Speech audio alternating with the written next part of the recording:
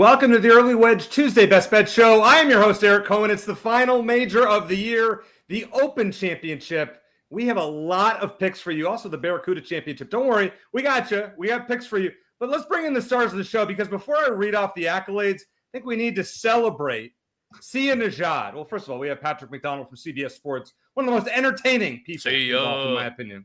We have the guy who's everywhere, who's also super entertaining, the knowledgeable, very knowledgeable Jason Sobel. And then we have this week's golf genius, who I think is a golf genius regardless. Sia, not only did you hit the FRL and got a four-way shake of that, but then on your Twitter page, you gave out William Mao, Mr. 13 on a par 5 at the American Express, yes. A guy who would have been on my no-bet list, and you had him outright last week to win at 70-1.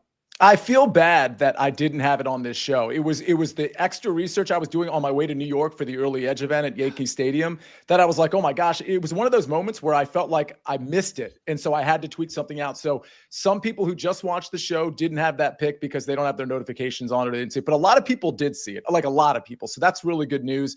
Really happy to see that. I mean, that's why me and Jason were always talking about these alt events. We both hit Carl Phillips at 70-1. I hit William Mao at 70-1. We got the Barracuda. I got another 70 to 80-1 that I really like among 3 or 4 other like semi long shots. But yeah, these pay the same type of money as the ones with Scotty and Rory and Xander that are like a lot harder to bet into from an outright standpoint. So I was very happy to hit that. And yeah, it really snuck up on me on Wednesday. I was really glad I tweeted it out. Well, congratulations on that. Patrick, as I told you before the show, right before the show, I was at cbssports.com and clicked on my favorite article I've read this week, your top 25 rankings. Do you want to tease that? Do you want to give us anything that we need to know about those important rankings heading into this show? Yeah, I'll let you know. None of the top 5 I have money on. So I'm not quite sure how power rankings roll. Exactly, but they're not correlated to my betting picks at all. So go ahead, read that at cbssports.com. The views help us out, obviously.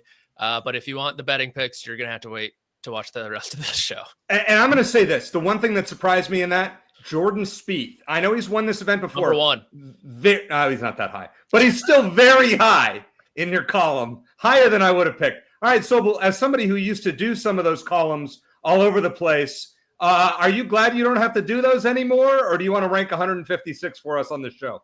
I can do it right now if you need me to. I got it up in my head right now. I'm with Patrick in that I always had editors who would ask me to like do a ranking before the major championships or rank a field before the FedEx Cup playoffs, whatever it might be. And I'd say, is it a power ranking of like who's best? Because that's essentially what the world ranking is. Is it who has the best chance of winning the golf tournament? Because that's what the odds are. Or is it just my picks, which you have my picks elsewhere anyway. So I'm with Patrick. I don't even know what a ranking is and what we're trying to rank, but I appreciate him doing that and you liking it, EC. I love those columns, and I will always eat those up. So great job, Patrick, and always great job, Sobel. All right, it is time for the Storyline segment sponsored by 5 Hour Energy's new transfusion flavor, inspired by golf's unofficial cocktail. It has hints of grape, lime, and ginger. No alcohol needed. Head to your local retailer or 5hourenergy.com to order yours today. These things are amazing on the golf course. All right, let's get to storylines. Patrick, we'll start with you.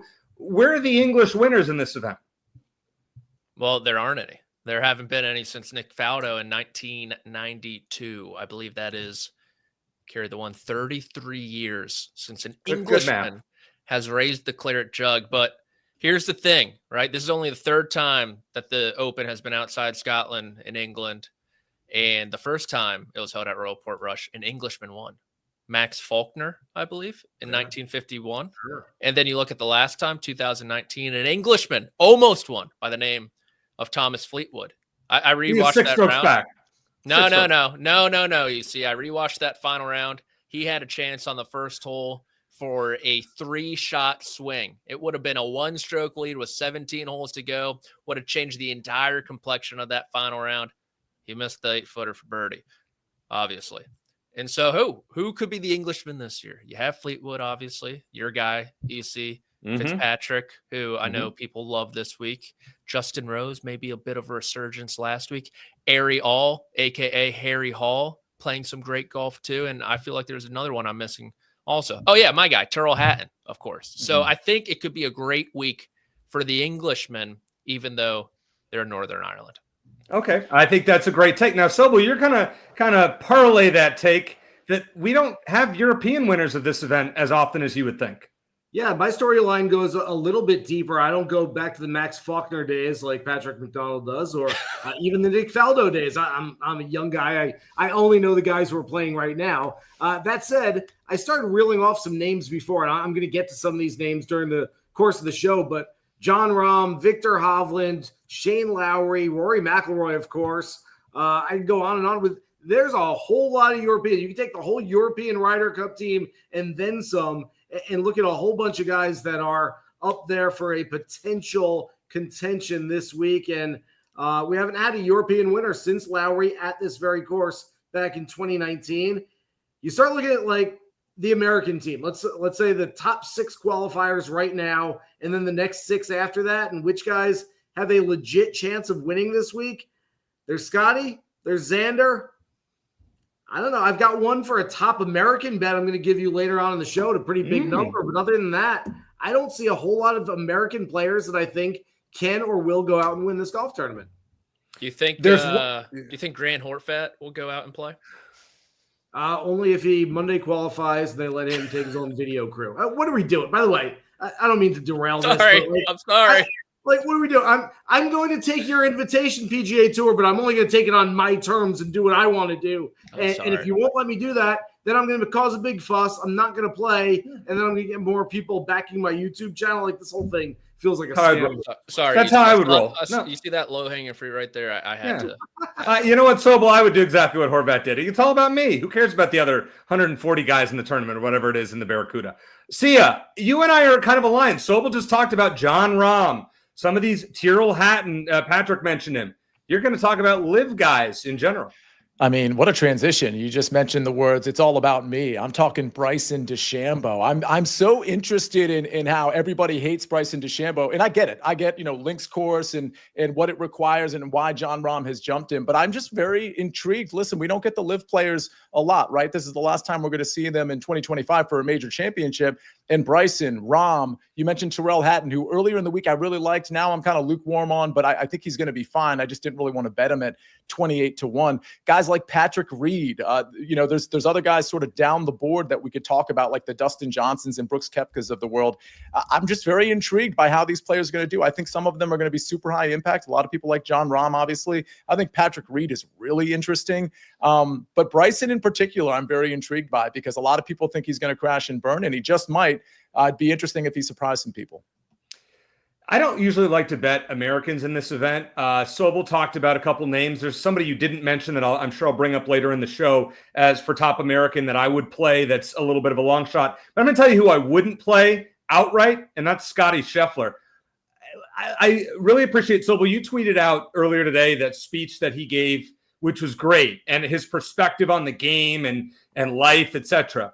With that said, Scotty Scheffler on links courses, do you trust him?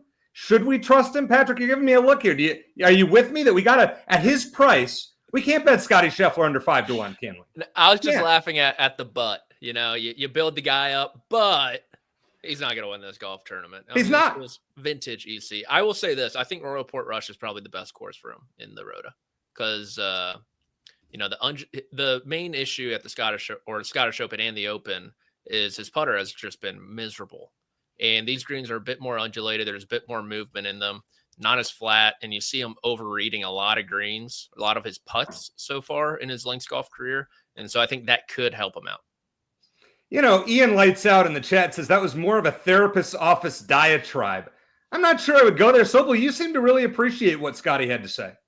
I loved what he had to say, the destination versus the journey and the perspective that he has. And look, this is what David Duval dealt with years ago. I think this is what Rory McIlroy has been dealing with over the last couple of months since getting to the mountaintop. And then, like, what's next and what do I do and how do I keep myself motivated? And I think if nothing else, this puts into great perspective what Tiger Woods did for 20 plus years when he kept stepping on the gas pedal and kept playing better golf and kept winning golf tournaments when really, I guess he was chasing Jack Nicklaus. But other than that, what was the motivation? And so I think Scotty speaks for a lot of superstars, whether it's golf or other sports. And the fact that you work so hard to get to a certain point, and then you win and you reach the pinnacle and you do what you wanted to achieve. And he's right. You celebrate for a few minutes and like, all right, let's go to dinner. Like, get something for dinner, and we might do a toast. But after that, it's like go home, put the kid to bed, change a diaper. Like, it's just life goes on. And a lot of other players have dealt with this. And Scotty, I think, was as eloquent as anybody that I've ever heard speaking about this scenario. Sia, when I'm betting a golfer, I want a stone cold killer at the end. I want somebody who it means something for more than 2 minutes. It's a good speech, but I feel like I needed more from a guy that I'm going to put all this money on, yay or nay.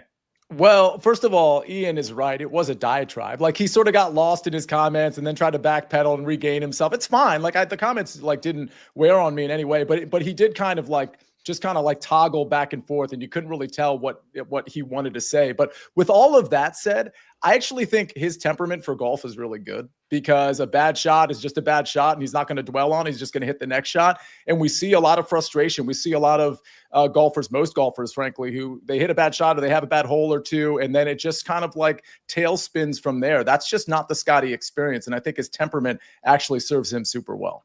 Well, if you wanted Scotty Scheffler talk, this is it. I don't know if he'll be brought up the rest of the show based on what I've seen, but you never know here on the Early Wedge. All right, that was the Storyline segment, sponsored by 5 Hour Energy's new transfusion flavor with as much caffeine as a premium cup of coffee with zero sugar in a compact bottle. 5 Hour Energy is ready when and where you are, whether that be on the green or in the rough. So grab your crew, get your energy, and tee off with 5 Hour Energy's new transfusion flavor, available in stores or online at 5hourenergy.com. And at some point, I am going to chug this bottle here on the show. We just need to make a bet that gets me to do that. It's very, very tasty, by the way. All right, let's get to 3 a.m. when you wake up sweating a first-round leader bet on Thursday morning. How's that sound?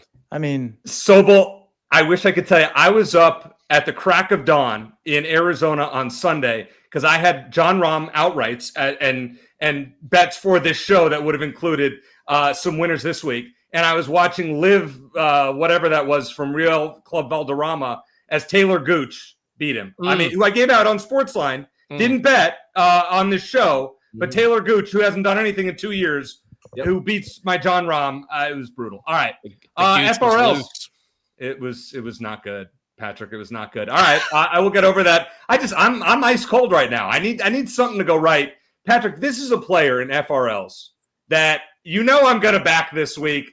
Your single bullet won Thomas Fleetwood.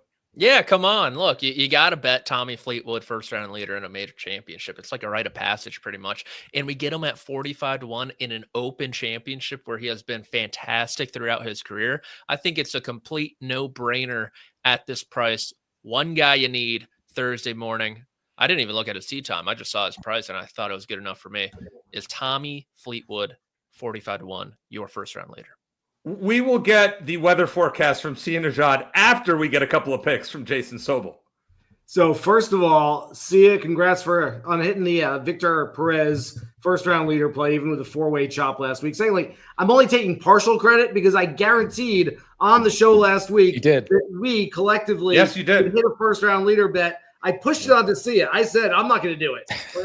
Look, my first-round leader bets have been admittedly terrible this year. So what I'm telling you is to look at the 4 names on the screen that Sia is going to give you next and bypass my 2, except one of mine is the same that Sia has, Sepp Straka. We're both going after him. He's got 6 top 10s this year, and 4 of those top 10s, he started really strong with a 65 or better in the first round. Essentially, when he plays well, he plays really well to begin on a Thursday. He's missed the cut in 3 majors so far. Law of averages says he's got to play well at one of them. You'd think maybe it would be the quote-unquote home tour event, the Open, where he's sort of from Europe, even though he's lived here most of his life. And then Ryan Fox, top 20 on the PGA Tour this season in opening round scoring average. He's got 2 wins already, and he's very comfortable at major championships, on links golf courses, playing in Europe. There's just a lot in his favor this week. Yeah, and as Mitchell Smith points out, 10:10 Eastern on Thursday, Tommy Fleetwood, Rory McIlroy, Justin Thomas featured. Patrick, what? Not good? You don't like that? You don't like Tommy out-dueling Rory and JT? No, that's like the worst possible draw he could possibly get, I think. You got JT, who's going to shoot 84, and then you have Rory, who's going to have 84,000 people following him. So don't love it. Don't love it. But, I mean, this guy, as we know, he can overcome that adversity. All right, Sia, give us some weather and give us some picks. Wow, I officially am the weather guy. Patrick, Yes, I don't know how you squirmed out of this. Congratulations, Sia. Well, I mean, we see it here. The wind gusts now. Okay, first of all, we can see the gusts are kind of the same AM PM. My understanding is that it might be higher in the PM on Thursday. Well, listen, this literally changes every couple of hours, so we're just going to have to wait and see. Wednesday during the live chat at 4:00, hopefully we have a better idea of that. So make sure you join that show. But it's probably going to be raining throughout, but it does feel like the wind is going to be down in the morning versus the afternoon. So I'm taking morning guys. All four of these guys are relatively morning-ish, although Adam Scott is sort of in the middle of the pack. Matt Fitzpatrick, Sepp Straka, who obviously Jason likes, Adam Scott, and Jordan Smith. Jordan Smith is kind of a long shot. He was good last week. He's got good open form, and I just think he's an interesting play for a round. But that really is more of a throwaway, like put $1 on it type thing. Fitzpatrick, Straka, and Scott, I like all three of these guys for the tournament, especially Matt Fitzpatrick and Adam Scott. So I'm just big on all these guys. I will say I like Ryan Fox too. I'll just throw that out there. All right, I want to just throw out a little weather thing because this is the week we're all going to try to figure out the wind forecast and figure out AM or PM wave and who's going to have it better. I go back to the 2015 Open. I was there in St. Andrews, and we were standing like by the first tee, and they're going out on Saturday morning, and it was beautiful. I mean, it was the nicest Scottish day, 72 degrees, a 4-mile-an-hour wind. As we're standing out there, they blew the horn. Because about 2 miles out on the holes, the outward holes, 8, 9, 10, 11, balls were blowing off the green. It was blowing 45, 50 miles an hour, and they wound up postponing play for most of Saturday. So when we sit and try to figure it out from halfway around the world, like, oh, wind's going to be 10 miles an hour in the morning and 15 in the afternoon, like the wind here is different than the wind 100 yards over there at the exact same time. So trying to forecast this stuff, you're never going to get it right.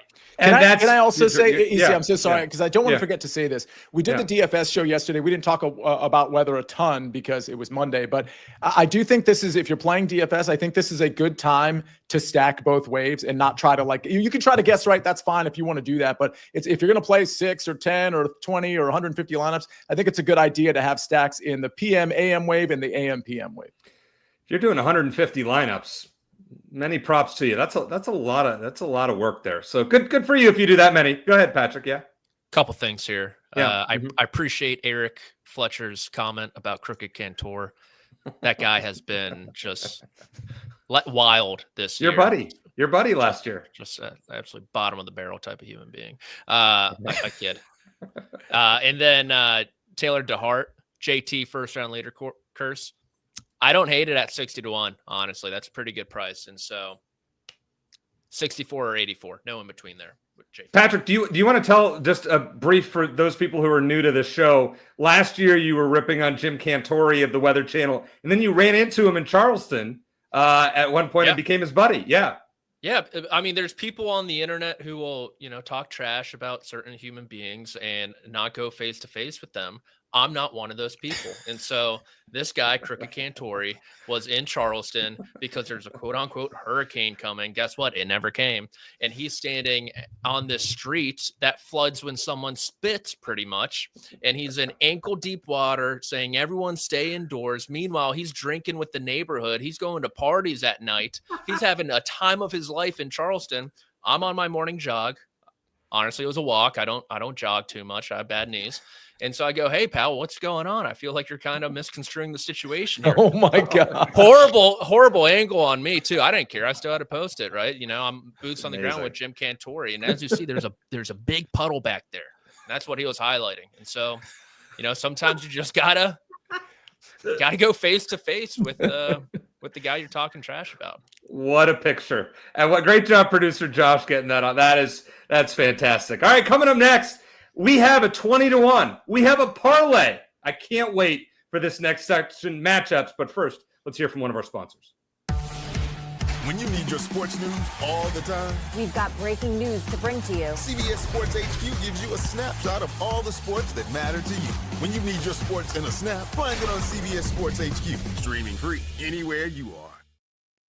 Got kind of a dilemma here among a couple of our experts. Some like Justin Thomas Some do not like Justin Thomas, or I'd say one of each. So, Patrick, we're going to start with you. How do you feel about JT this week? Yeah, I'm all over the place right now with Justin Thomas in particular. I said he's going to shoot 84. Then I said I like the 60-1 first-round leader bet. And then I'm betting Viktor Hovland minus 125 over Justin Thomas.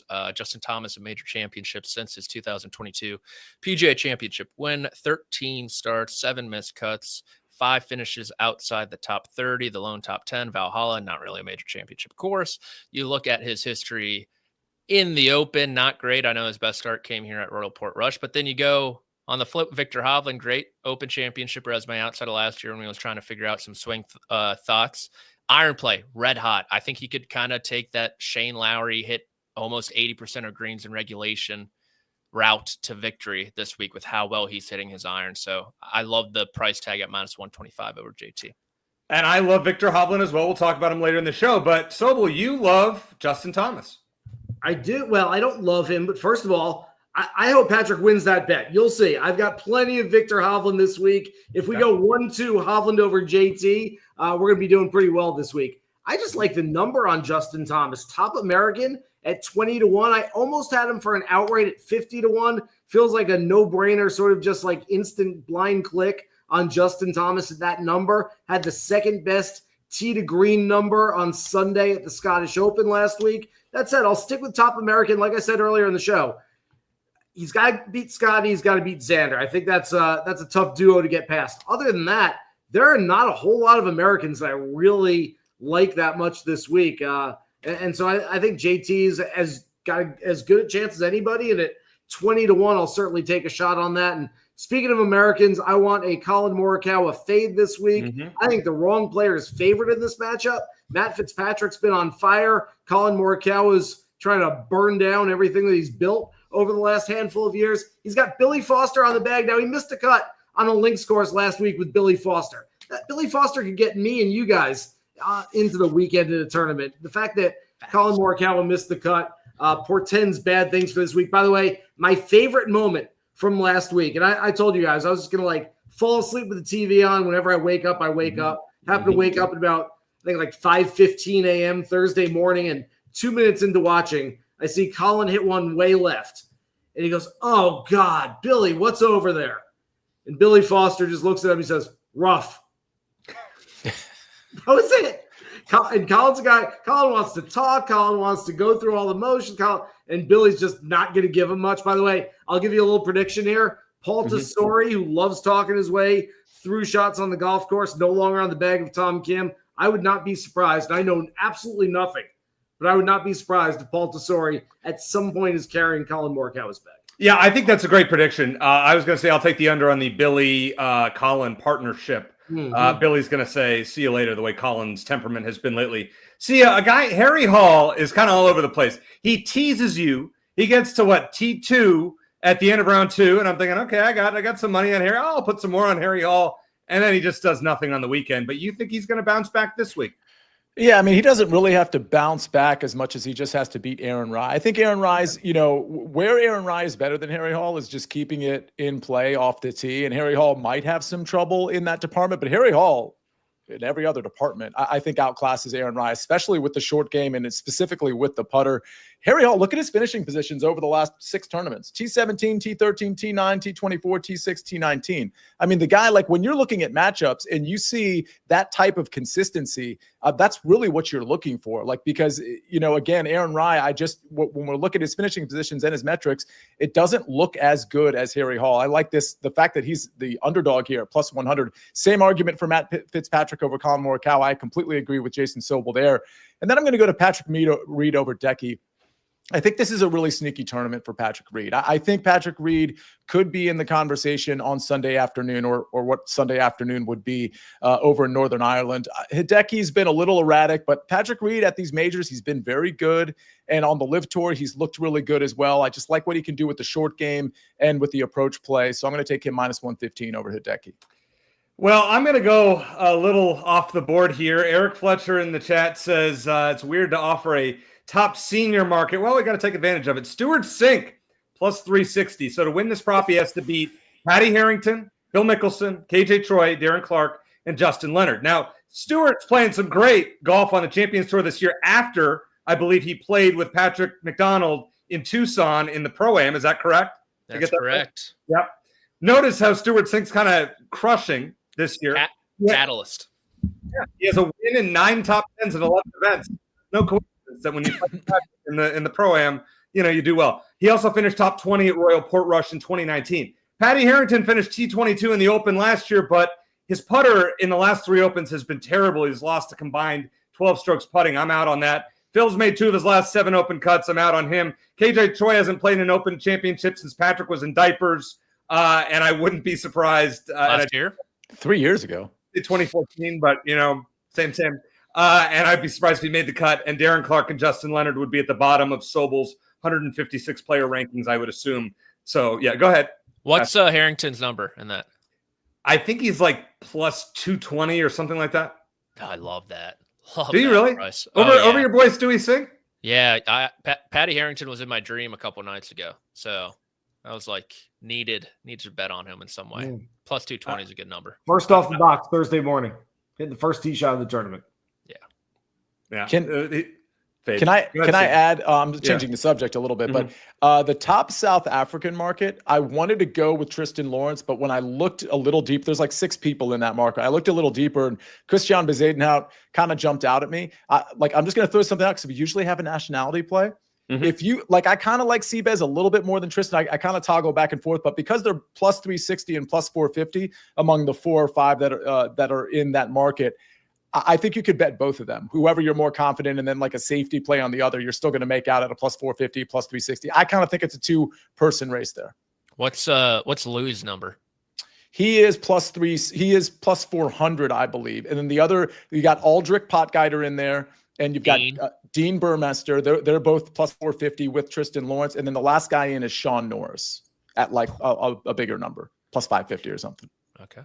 So let's get a little parlay in here with Mean Dean, who was not good for me in Live last week. Mean Dean Burmester, Tristan Lawrence, Laurie Cantor, plus 356 to make the cut in a parlay. So how would I come up with 3 random guys, including 2 South Africans and an Englishman? Well, these players are combined 10 for 10 in made cuts at the Open Championship. And though that has absolutely nothing to do with Royal Portrush, sometimes you got to go with the good vibes, and we got to throw in a parlay. So, why not take a shot at nearly 4-1 with those 3? Let's have a little fun with it. All right, let's get to finishing positions. Speaking of parlays, I believe, I have a parlay in here. We have a ladder in here, but we're going to start with you. Wait a second, Patrick. You put your parlay. I put it in the matchup section. You put it in finishing positions. Who are they matching up against? The rest of the field. Okay. To make the cut. Okay. All right. So you're finishing. Okay. Sia, are you with me here? Am I okay with this? It could go either way. I sustain it. You're good. Okay. You're okay. All right. Good. All right. Well, we got the judges' deliberation. So Patrick, on to your parlay. Let's hear it. Parlays. I have 2. Yes. Parlay, yes, actually, is parlay, the correct. Plural. Plural. First one, make the cut. Got to do a make the cut at a major championship. This one just spoke to me. Xander Schauffele, House Tyrell Hatton, and Victor Hovland. You're probably thinking this is minus 400. Plus 110 for all 3 of those guys to make the cut. That's pretty good. Wow, right? Yeah. Plus EV, as the sharps would say. I like it down to minus 1,200. Parlay number 2. Maverick McNeely and Patrick Reed, Sia's guy, who's also my guy. We're on the bandwagon for the Ryder Cup team. Naturally, all roads lead to Bethpage Black for Patrick Reed. And in that Sprinter van of his. Top 40, plus 260. Maverick McNeely has made all 3 cuts in major championships this season. You just said that about a few guys who have no chance to win this golf tournament, you see. And he loves to play along water. I know all the hype about him being able to fly with a pilot license, but grew up Pebble Beach, heavy air, thick air there, coastal air. Good links record outside of the Open. Scottish Open, he's played well. So those 2, top 40, plus 260. And if you really wanted to get weird, parlay those parlays for infinity money. I don't know about infinity, but you probably get 10-1. This is how I roll with tennis or NBA Summer League as we have this week. See, are you giving out picks for Summer League on the morning early edge? Not only am I not giving out picks, but we actually did a couple segments on CBS Sports Network and on the early edge. And well, we didn't give out picks, but we talked about it. And we specifically were like, please don't bet on Summer League. Like, bet responsibly. Don't bet on Summer League. That's Some like of us the are one thing you shouldn't be betting on. See, some of us, as the show is going on, are sweating the over in the Knicks Nets. I couldn't tell you who's playing in this game, but we need 180.5, and it's not looking so good. But I'm going to make up for it with this parlay that Jason Sobel's given out at a big number, nearly 13-1. What do you got? Yeah, so first of all, by the way, NFL exhibition, NFL preseason, it's like my favorite DFS sport to play. You can find edges in this stuff. Yeah. So I don't know about Summer League, but it might be very much the same. If you read up, listen to the coaches, you can make money anywhere. So, all right, back to the golf. Adam Scott and Justin Rose are like forever linked. Adam Scott turns 45 tomorrow. Justin Rose turns 45 2 weeks from tomorrow. Adam Scott won one major championship back in 2013. Justin Rose won one major championship back in 2013. They're both sort of age-wise past their prime, and yet both of them have contended at major championships already this year, and they both finished top 20 last week at the Scottish Open. I'm playing them to run it back this week. Adam Scott, Justin Rose, couple for the old guys, a nice parlay number at just about 12.5-1. So I love that. And then, guys, the last time I gave out a ladder on this show was Jackson Coyven a few weeks ago at the John Deere Classic. Wound up finishing 11th, so he cashed the top 20s and the top 40s, just missed the top 10s. I'm going back to the ladder. I'm putting a ladder leading to the first tee at Royal Portrush, and I'm climbing it towards Tom McKibben, the Portrush member, the Northern Ireland native, the guy that's going to have all the fans who aren't watching Rory McIlroy pulling for him. He's got 2 straight top 5s on Live Golf. I believe 6 top 7 finishes around the world already this year. The kid's 22. He's got a ton of game. He knows this golf course better than anybody else. Top 5, top 10, top 20, top 40. That top 5 is 25-1. Love the number. Sobel, that's a great bet. I will be adding Tom McKibben to my parlays that I put together tonight. That's a great pick. So thank you for that. Need some All-Star game props to hit first. So let us hope. Yes, I bet on the All-Star game. Yeah. Who you got, Patrick? NL or AL? NL for sure. My guy, Paul Skeens. Okay. All right, there we go. See ya. Sobel, you got. I know. Go ahead. See ya. Yeah. On the early edge, I think it was Bruce Marshall did an article, so we adopted his pick. It was for the AL at -105. Who would you take? I would take the AL because they've got the better pitching, but the NL clearly has the better bat. So I don't know. It's a philosophical question, in my opinion. Sobel? I feel like the starting pitchers mow down the starters, so it comes down to the bench guys who come in like the 4th, 5th inning, and the NL bench guys are way better hitters than the AL bench guys. Taking NL. Dang it. NL and over. NL over. I don't think I could name a field player for the NL team. Come on. They have the MVP and Pete Armstrong, so there you go. We're good. No. You'll know the name. In a few years, you'll know the name. Pete Crow Armstrong. Do you remember the movie Little Big League, Patrick? Was that before your time, Little Big League? His mom was the main character in Little Big League. I mean, that's pretty cool. See, you know what I'm talking about. Sobel, you know what I'm talking about. I didn't know that. It's true. His mom's Amy Crow, so Pete Crow Armstrong. She was the love interest of whatever the guy of what was his name in Timothy Busfeld, and yeah, there you go. This guy's batting .265 and he's the MVP. 25-25, Patrick. 265 is the new 400 in Major League Baseball. Wow, not my baseball. This is it's not my baseball either. The NL hitters, the NL lineup is so much better than the NL is Gleyber Torres starting. Yeah, it's not great. I mean, what are we doing? It's not great. And Javi Baez, by the way, the former Cub. That guy's still in the mix. Okay. Alex Bregman is somehow on the team. He's played 12 games this year. What are we doing? Aren't you glad that we do a golf show and you tune in for All-Star game picks? I know a ton of these guys. Will Smith, loved him in Hitch. Yeah, he was good in Hitch. But Otani, yeah, I know these guys. Kettle Marte, is that Sterling Marte's brother? It is not. Or Starling? So go ahead. Here's a quick story. Cascada, fantastic course out in Vegas with great views everywhere. If you get a chance to go out to Vegas, go play it. There's a story that we were told by the caddy, Will Smith, the catcher for the Dodgers, was playing out there. He drove a downhill par 5. Whoa. That's Drove the big green. time. That's big time. See ya. Let's get back on track here with a couple of top 30s. Yeah, we don't need to speak a lot about these because we keep bringing these guys up. We're going to bring them up more later. The one thing I'll say about Fitzpatrick and Adam Scott, and one thing I'm kind of big on, especially with guys that are in this range of talent, is once their form has been refound, I do feel like the market is slow to correct because it's such a small sample size.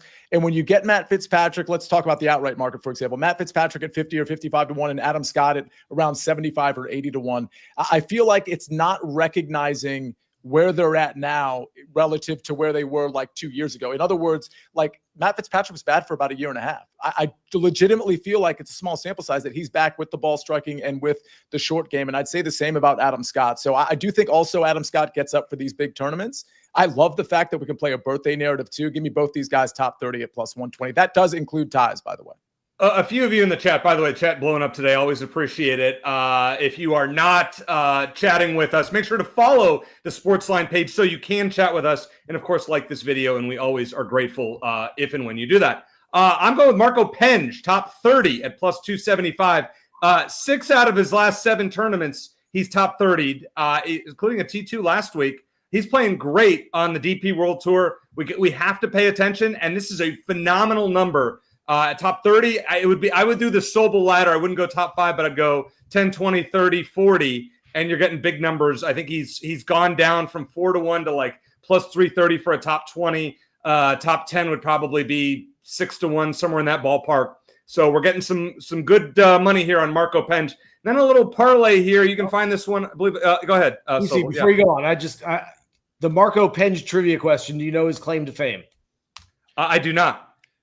The gambling. Yes. Oh, I like it even more now. He was suspended for 2 months on the DP World Tour for betting on golf. God, that's the worst thing I've ever heard. You can't bet on golf. You bet you can. Why not? Playing in, wasn't on himself. It would actually be great if he was betting on himself. Got suspended for 2 months, came back, and oh, by the way, since he's come back, he's been like one of the best players on the DP World Tour. So obviously he learned his lesson, and I hope he's getting a little action on himself these days. We need to get him on the show to give out some picks with us. I mean, Marco, I like him even more now. I'm hammering this bet now. We're going McKibben, Marco, top 30 parlay, top 40 parlay, whatever it is. Oh, that's how you hammer it. He was profitable too. Was he really? Good for him. He's doing. Penge was suspended for 2 months. He said 68% of his bets were placed before the DP World Tour's integrity course in March 2023, and he never bet on himself or on tournaments he was competing in. His average bet was 24 pounds, and his total profit was 250 pounds. Let's go. Sharp. Wow. Yeah. He must have been listening to Sia Nejad hitting FRLs back. He follows me. True story. He's been following me for years. Are you serious? No, I'm not. Yeah, totally about that. We have to look at Marco's Twitter followers. Does he follow Sobel, Patrick, Sia? Could he be watching the show right now? Overnight overseas, you never know. If he is, hey, Marco, I got a bet for you. Not only am I playing you top 30, I'm playing Tommy Fleetwood and Xander Schauffele top 20, plus 310. You can get this at FanDuel. So Fleetwood finished second here in 2019. You know I'm going to bet him just to bet him. And Schauffele won this event last year, and he's the rare American that I would actually play here. He's not going to win because his putter just has not been consistent, but the ball striking has been phenomenal of late. Played pretty well last week. Stupidly, I put in an in-round bet on him. That was not smart. I should have known he wasn't going to win. But Xander's still playing some pretty good golf, and I think he can get there for a top 20, and we can get those guys in at plus 310. I got to hit something, guys. I've been ice cold. Max Grazerman put the jinx on me, the EC jinx. Grazer. I mean, I have been ice cold since Grazerman and Chris Kirk couldn't win that playoff against Potgieter. Go ahead. And poor Marco has been following you the whole time, tailing all your bets. Yeah. He's putting in tennis parlays and putting it in with golf bets, and he can't hit anything. He needs a big week. A big week. I think there is only one professional golfer who follows me from years ago, and I don't know how he found me. Cameron Tringale actually follows me, and I don't know how or why he ended up. So you guys have hundreds of them. I've been told that I look like Cameron Tringale, like his DraftKings picture from back in the day apparently looked like me. However, can I just say there's only one PGA Tour player that follows me. It's Sahith Theegala, because I was doing a show and I pronounced his name correctly, and nobody else in the industry knows how to pronounce his name. So I actually clipped it and I tagged him, and he appreciated it so much that he ended up following me. How about that? Well, we need follows from Marco Pench. So Marco, if you're watching, please follow at Cohen's Corner AZ, at Sia Nejad, at Jason Sobel Golf if you already don't. And then what is it? P McDonald CBS, something like that. Is that right? That'll work. Okay, there you go. Well, we just gave out our X or Twitter handles. Coming up next, the Do Not Bet list is still running hot, but I'm going to break the rule this week. I'll explain after we hear from one of our sponsors. They want to take this place from us. My family is in danger. My wife is lost to me, and I don't have time. 1923, new season now streaming exclusively on Paramount Plus. You know, Zach in the chat says it best. We now love Marco Pench. Yeah, we do. I mean, the guy's a legend. You got to bet. He's up. How many units is he up? I mean, that's significant. Oh, like 250 pounds for my guy Marco. That's 0.01 unit probably. Still, based on what he bet versus what he returned. I mean, before he was playing well, this is back when he was on the Challenge Tour. He's making nothing. He's probably losing money every week. Had to bet just to make his pay for his hotel that week. I still contend that he was following Sia's FRLs. All right, let's bring in the Do Not Bet list that might be broken this. I'm breaking my rule this week. I'll explain. Listen, if there's a line through it, that means I've already lost, so we can move along from that. So Victor Hovland is exempt from the Do Not Bet list. Sia, is there anyone on this list I should be concerned about this week? Adam Scott, I'd be moderately concerned. Matt Fitzpatrick, same thing. Shane Lowry, I would be a little concerned about. Other than that, Xander, no, he's not shorter than 10. Those would be the guys I'd be worried about. All right, fair enough. Well, let's get right to the pick. Go ahead, Patrick. You see, I have a stat for you. Okay. The lowest cumulative score to par in Open Championship history belongs to Jordan Spieth. Number 2 is Xander Schauffele. Number 4 is Scotty Scheffler. Do you know who number 3 is? Probably somebody on this list. I would say Tommy Fleetwood. No? Sobel, Sia, any guesses? I didn't hear the question. Cantlay?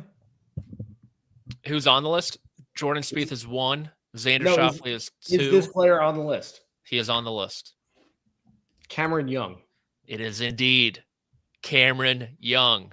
Yeah. In possession of the lowest. Kind of like it. Guys, he's not winning. We all know he's not going to win. No. He'll give you a tease. He's not winning. We already know that. DFS play. I like. Yeah, I mean DFS. Talking about it. Yeah, 100%. The DFS play, great. This list has held up pretty good. And yes, I think somebody said, Alex Jones said Ludwig should be on this list. He's real close after what he did last week. Alex Jones is in the chat? Not that Alex Jones. No. All right, let's move on. Patrick, what do you got for us as far as your outrights for the Open Championship? Like, damn, this show is popping off. My outrights are Tyrrell Hatton, 33-1. Love this guy. He was my pick preseason. Sticking to it. Played great at the U.S. Open before that bad finish. Unfortunately, top 5 there. Top 5 at Live Golf Dallas as well. Great links golf record. He's won the Alfred Dunhill links, I believe, 12 times throughout his career. And he's played well at Royal Portrush in 2019 too. So 33-1. He's a guy, all that adversity, all the bad bounces, they won't get to him. You know that for sure. And then Jordan Spieth, another guy who those won't get to. 80-1. 80-1 for the man who has the lowest score cumulative to par in Open Championship history, 7 straight top 25 finishes. There's ever a time to bet Jordan Spieth, it is at the Open Championship, and at 80-1, they have got my money. And he's too high in your rankings at cbssports.com. But it's okay. We understand why now. Sobel, Victor Hovland, you and I are in agreement here. So all of us often get asked the question before major championships, really before any event, who do you like to win this one? But we also get asked the question, who do you like for an outright play? I think those are 2 different questions this week. And I get it. I think most of the people here watching the show understand this, but who do you think is going to win bet? Do I think Rory McIlroy can win this week? Yeah, he's 6.5, 7-1. Do I think he's got a 5-6 times better chance of winning than Victor Hovland? I do not. And so I'm going to look at guys that have the most value in the outright markets. And Victor Hovland at 40-1. I liked him last week. He had 3 rounds of 67 or better. I think he's on his game. He's ready to win a major championship. I love him at that number. Same goes for Matt Fitzpatrick, who's playing much better golf. The harder it gets, the better he plays. So I'm hoping for lots of wind and rain and cold over there. And he should be able to grind out pars. Then, again, if you're playing an outright bet, unless you have it each way, second through 156 is a losing ticket. So I'm looking for the upside. I'm looking for the ceiling. I'm looking for somebody whose best play can beat everybody else. Jason Day at 90-1. I get it. He missed the cut at the John Deere Classic a few weeks ago. He's barely played golf. He's played 5 events since the Masters. All of that said, if Jason Day plays his best golf, he can win this golf tournament. I like the number. I mean, it's a great number. If Jason Day wins this event, I'll celebrate you, Sobel, but I'll lose everything. All right, Sia, you're going with a bunch of numbers on screen. Can you explain what they all mean? Yeah, these are the numbers I like too, with what Jason Sobel just said from a value standpoint. I think Xander is ready to win. And I actually, if we kind of carry the storyline that Sobel talked about when Xander was first coming back, where he didn't have the reps in, right? And he needed those reps, but he also wasn't going to be as tired this time of year. Maybe that ends up paying off this tournament, maybe later on in the year. But bottom line is Xander's playing really well. He just hasn't really put it together. I think this 25-1 number is way too long. I think it should be like 16-1. So I think we're getting great value. And oh, by the way, when he gets going on approach, which is going to be important here, sticking it close and maybe kind of not having to work the contours and the undulations if you stick it close enough. I think Xander Schauffele, if he's dialed in, could be really, really good. Fitzpatrick and Adam Scott, we've already talked about, but I'll explain what I did here. Again, split ticket like last week. If I'm putting $10 on Matt Fitzpatrick, I'm putting 5 on the 55-1, and I'm putting 5 on the 30-1. That 30-1 for podcast listeners corresponds to the without market. That's without Scotty, Rory, Bryson, and John Rahm. I'm doing the same exact thing with Adam Scott, 80-1. If I'm putting $10 down on him, I'm putting a little bit more than that. But if I'm putting 10 down on him, 5 is going to the Adam Scott at 80-1, and 5 is going to the 45-1 in the without market. I love John Rahm this week at 12-1. You can hit Sia's bets, and you can hit my bet with John Rahm at 12-1. I know he hasn't won anywhere this year. He just played so well at Live Andalusia on Sunday, that 6 under 65, came in so close after being way back behind Taylor Gooch and coming back and almost getting there. Live Golf, by the way, is really hard to follow. It was the first time it was really hard to follow once. Correct. Much better to watch the PGA Tour. Just going to say that.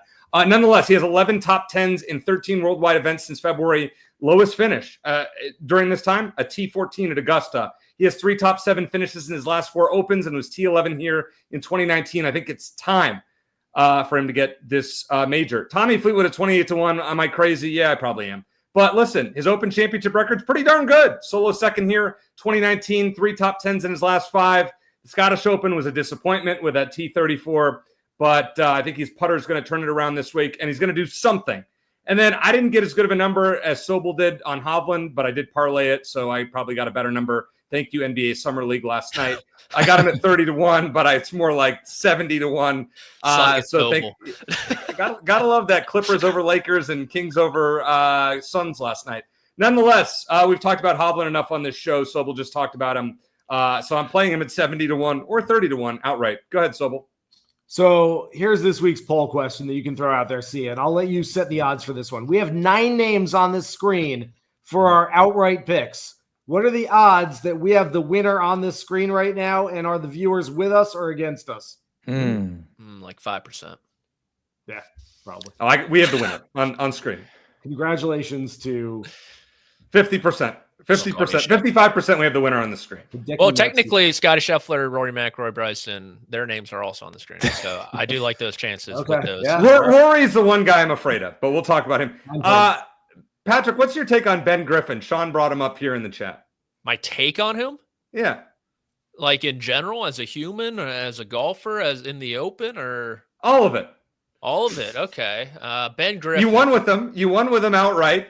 You and I outright. Yeah.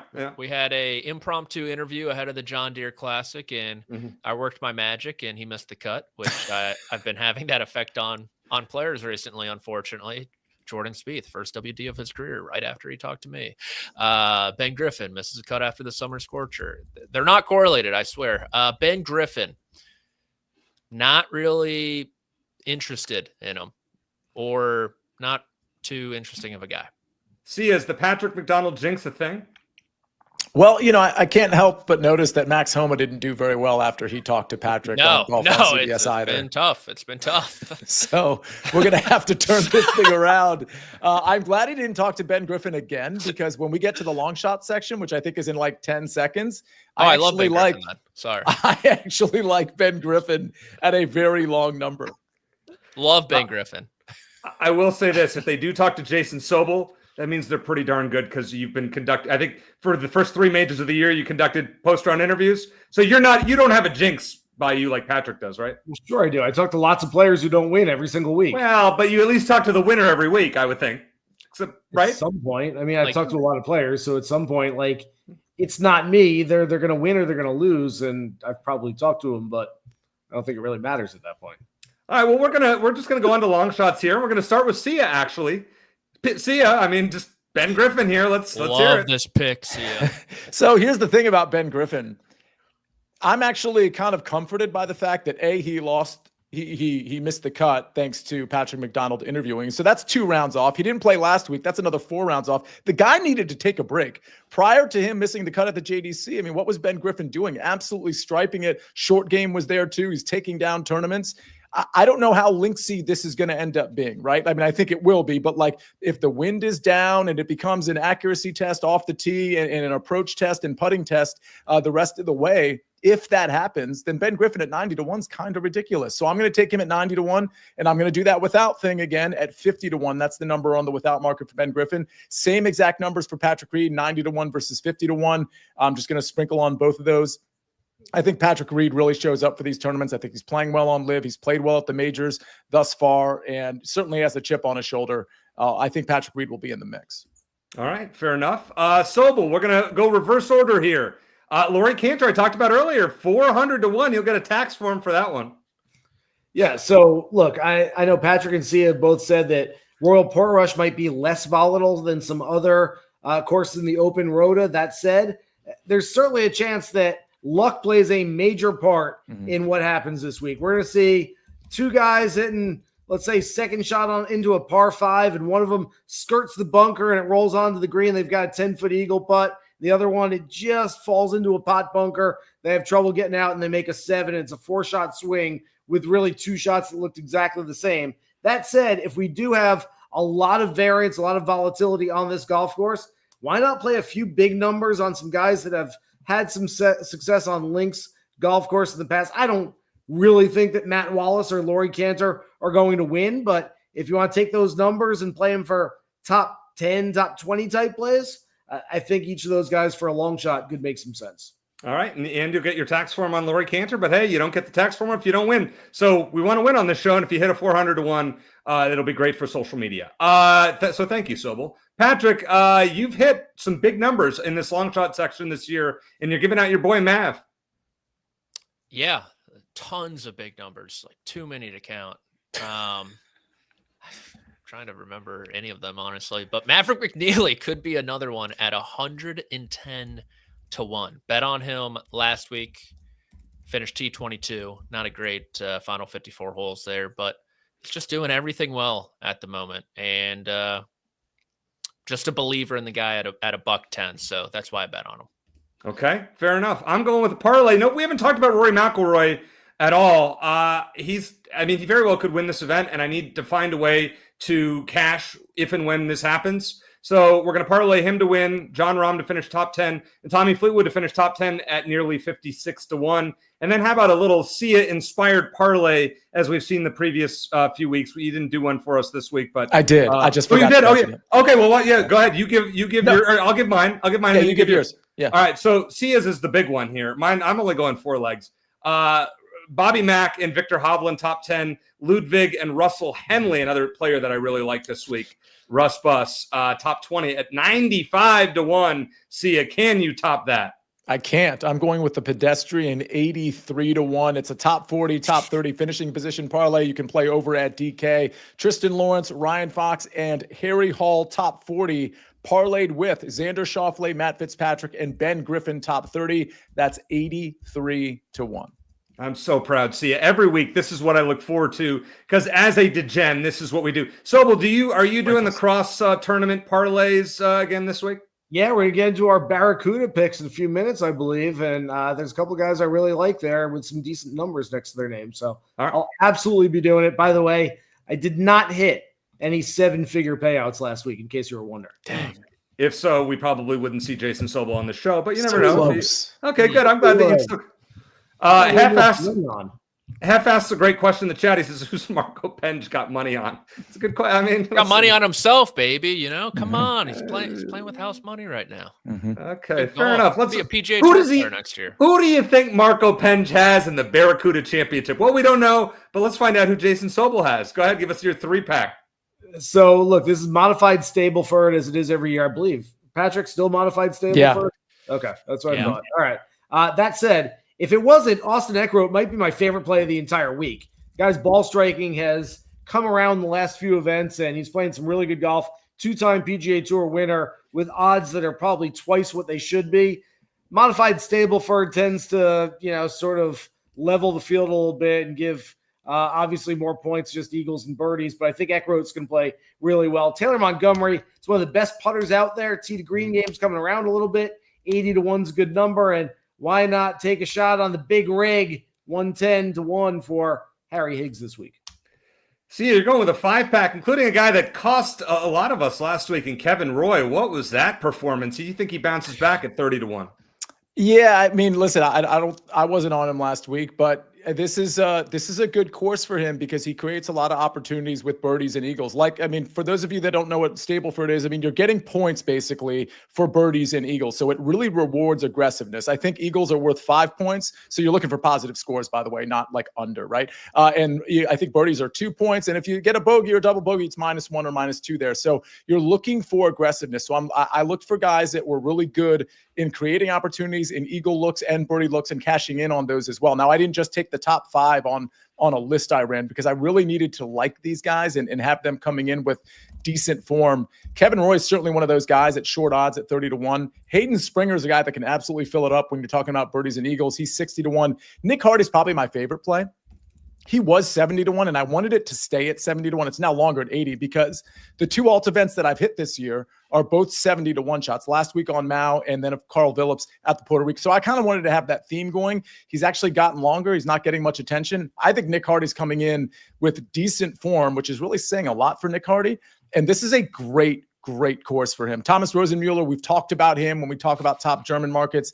His form isn't bad either. I mentioned it a few weeks ago. I think this is a great course for him. And then Trevor Cohen, a guy that I don't know that can put it together for 4 rounds, but certainly was good last week and certainly a birdie maker and an eagle maker potentially as well. That's 110-1. Love the pick on Trevor Cohen. See, Cohen heads this weekend. Let's go. Virginia Tech guy. Oh, is he? Oh, there we no wonder. I was wondering where the Patrick McDonald love came from. Thomas Rosenmuller, we just can't stop talking about him here on the Early Wedge. I've not stopped thinking about that guy's ball. I didn't. You're gonna have a dream about Thomas Rosenmuller next. All right, OAD time. Strange Brew in the chat says he's down. He's in first place in his league. He has 4 guys in mind. So here are the standings. If you're looking at it, Patrick and producer Josh should be a lot higher. They should be another 4.2 million. They should be in between Sia and me, but not so much. But we're 1 spot away from each other.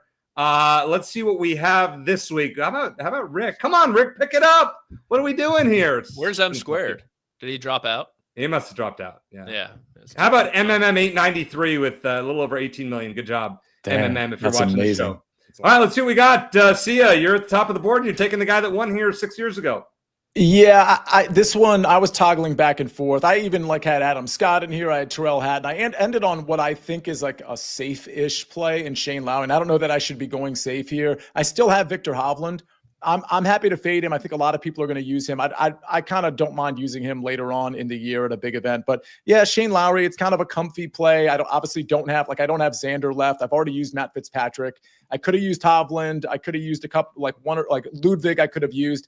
I'm just going to hope I get it right with Shane Lowry, and then I will have Victor Hovland and Ludwig, guys like Sam Burns that I want to use later. All right, Patrick, you're taking the defending champion. Yeah, I'll take you guys a little behind the scenes of how Josh and I came to this decision. Josh messaged me at 9:57 a.m. this morning. Got to be the index fund this week for one and done. Yeah, I said, let's do it. He said, I'm down for other thoughts. Hatton, Luddy, P. Reed for vibes. I said, Luddy stinks. Xander seems fine. And here we are. And that is how you got. Did you actually submit the pick, producer Josh? I'm sure he put it in this week. Don't tell him. That's part of the. Yeah, I want to pass you guys this week. Going with Vic. I bet him to win. Sobel likes him to win. I feel good about it. Sobel, you're going with Matty Fitzpatrick, who's shown some signs of life of late. Yeah, I used Hovland last week. He played pretty well, like I said earlier. Just one bad round on Friday. Fitzpatrick's one of my other outright plays, so I'll throw him in here and hopefully just clean up the whole thing. So I'm very excited for this week's story time with Sobel as we put up the recap screen. It's the Open Championship. How many times have you been out to the Open Championship, and what do you have for us from overseas? Probably covered it 10 times. My last one, I haven't done it since 17, 18, something like that. It sounds really humble braggish to just say I have no idea how many times I've did it and done it, and I don't know when the last time was. But just very quick, like little stories here. Obviously covered golf from a very mainstream perspective where not only did we not talk betting, but like I would have gotten fired if I was betting on the guys that I was actually covering for a very long time. That said, when you go overseas, there's a Ladbrokes or a Paddy Power on every corner. And so we go out there and throw a few pounds on whoever we'd see. And there was always one thing. The first guy you saw at the airport when you landed, you'd have to bet on, which explains why I have some used up Bo Van Pelt tickets that never kept. He did not win those. I will say 2011, I went for first round leader. I wanted a guy who, maybe a good story, a guy that's been around for a while. And I thought Darren Clark makes for a really good first round leader play. And this is still, even after all these years of betting and talking betting, it's still one of my favorite betting stories. Took Darren Clark for a first round leader bet. He did not lead after the first round, didn't cash that bet. He did lead after the second, third, and final rounds, though. So that was nice for him. And I got nothing from that. By the way, my favorite betting story from over there, because you could walk into, like I said, a Ladbrokes, and they had everything going on. The late, sometimes great Steve DeMeglio of USA Today and Golf Week walked into one of these with me. I mean, this is maybe that 2011 tournament or somewhere around there. And we walked in, and you can grab a drink in there and hang out and make some bets and do your research. And they had some virtual dogs on there. Now, Steve had no idea what he was doing. Steve liked to have a couple of pints, and he liked to throw some money around. And so he took the 4 dog, the virtual dog in the first race. The 4 dog comes around and he wins. And they pay him out. And he takes whatever he wants. He goes, I'll take the 6 dog in this one. And at this point, we're having fun. Hits the 6 dog. Now it's getting real. Now he's like, all right, I'll take the 2 in this one. And I'm like, what? How are you coming up with these? Like, I have absolutely no idea what's going on. Like, I don't either. They're not real dogs. They're virtual dogs. I still don't quite understand it. But he hit about 5 in a row and essentially was like parlaying them and wound up walking out of there with like a 4-figure win on the virtual dogs, which is one of the greatest things I'd ever seen. And I didn't pay for a pint for the rest of the week. I didn't even know there was virtual dogs. And I like to bet on some random things. That's something I need to do my research. We should ask Marco Penge if he knows anything about virtual dogs over. He might know. But that's really interesting. That's a good one, Sobel. So that's it's great stuff. And as always, guys, great show. Sobel, give us a parlay. Like, what are you going to do with your cross? Give us an example of what you're going to do and how much to bet on those. $1, $2? Yeah, I mean, these are like dollar bets. Maybe a little less if you like I don't know, Cameron Champ is kind of interesting to me in Reno. I think the number's too short in the outright market, but if you like a Champ and you like a John Rahm, then you parlay them together. That might be a $5 parlay there for me. Moving further down the board, it might be like an Austin Eckroat and a Matt Fitzpatrick. That's probably like $1 play. That's, it's probably not going to hit, but just something to watch for on a Saturday morning when you got a little action. You got a chance, and it's just kind of fun. For me, look, I don't do this for a living. I do this for a living. I don't gamble for a living. I'm not a pro. I like having fun with it. To me, if I can throw $50 on $1, $2, $5 parlays each week and just have some fun with it, it's more about the process. Like Scotty Scheffler said, it's about the journey, not the destination. Having fun with that journey. Love to hear it, and I'm all about it. See, I got one last one for you. So this is another sport, but I'll tie it back to golf. Friday night, the DK does those, home run things where you can pick 5 guys to hit a home run. And if they're on the highest scoring team and they hit a home run, you get a free bet, right? So I looked the other night, I put my $5 down, whatever, and I'm 4 for 4. And there's one guy left. He has one at-bat left. Would you take the cash out, which paid almost 35 to 1, or would you let it ride for 900 to 1? You have to let it ride, I think. Just because 35 to 1's not enough. If you had told me it was like 275 to 1 or something, I think I would have considered that. Patrick, would you? So Sobel would have stayed in. Sia would have stayed in. Would you have taken? Who's the guy? Brent Rooker, who's on the All-Star team. He was with the A's. Yeah, he was playing on. Never heard of this guy in my life. I'm cashing out. Was it in Sacramento? Was it at home? In Sacramento. It was in Sacramento. Yeah. Sacramento? Who's playing in Sacramento? The A's are playing in Sacramento. Long story, Patrick. We got to start over with Patrick. Long story, boring story. I took the money. I took the cash out. He had 2 more at-bats. Struck out in a single. I've never been more nervous. Yeah. So the ultimate thing is Sobel. Golf tournament. Do you ever believe in cashing out of an outright bet, or do you always stay in? I have cashed out once this year. It was Thorbjorn Olesen at the RBC Canadian Open, a month and a half ago. I had $50 on him at 70 to 1, something like that. I was offered an 11 to 1 cash out when he had a share of the first round lead. So 50 to win 550. And I looked at it and I go, he's not winning. There's 54 holes left to play. And I had another bet on him in another book anyway to back it up. So I cashed that one out. He finished in 38th place. Yeah, that's great. Brilliant. Sia, are you pro cash out or pro stay in? It completely depends on the situation. I was considering that with William Mao last week because Paul Peterson was like birdieing down the stretch at that alt event, of course. I usually don't cash out, but I do think there is some benefit to having multiple tickets. So you can cash out one of the tickets and keep the other one alive. I will say I found that exact situation in golf, if you've got a guy who's a little bit of a long shot and you've got an outright play on him and he's got the first round lead, all of a sudden that number shrinks dramatically and you can find a pretty good cash out number. And if it's a guy that you're like, I don't know, I just threw a few bucks on him because I thought he might have a chance. Chances are you're not going to keep it together for 54 more holes if you're betting a 50 to 1, 100 to 1 type of player that you don't necessarily love. I don't mind the cash out in those situations, but that's about the only way I do it. I'm not cashing out my under in the Thunder Magic NBA Summer League game as I'm 3 for 3 in my parlay. Ooh.